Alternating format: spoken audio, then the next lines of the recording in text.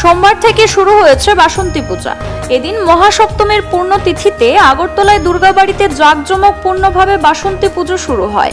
ভক্তদের সমাগম ছিল লক্ষণীয়। হিন্দু বাঙালিদের অন্যতম প্রধান উৎসব দুর্গাপূজা। আশ্বিন মাসে জাঁকজমকপূর্ণভাবে দুর্গাপূজা হলেও মূল পূজা হলো চৈত্র মাসে। চৈত্র মাসের এই পূজা বাসন্তী পূজা নামে পরিচিত।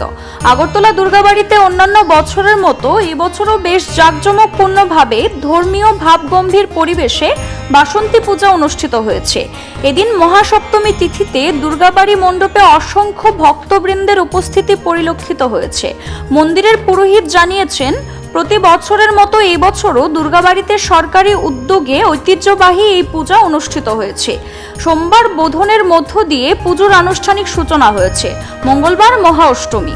তিনি মায়ের কাছে প্রার্থনা করেছেন, নতুন বছরে যেন রাজ্যবাসীর ঘরে সুখ শান্তি বিরাজ করে।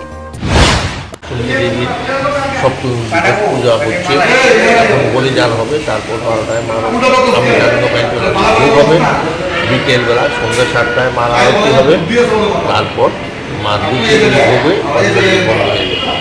মূলত কি উদ্দেশ্য নিয়ে রাজারা এই পুজোটা করেছিলেন? এটা মহারাজ সুরত করেছিলেন। মহারাজ সুরত মেদস্মনির আদেশে বসন্তকালে দেবী দুর্গার আবাহন করেছিলেন।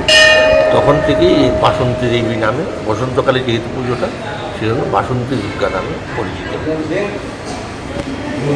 ভগবানের কাছে কি প্রার্থনা করা হয়? ভগবানের কাছে প্রার্থনা করবো যাতে সবাই নতুন বৎসর এসছে, সবাই যাতে ভালো থাকে, সুখে থাকে, শান্তিতে থাকে, সেটাই ভগবানের কাছে প্রার্থনা আমার মার কাছে।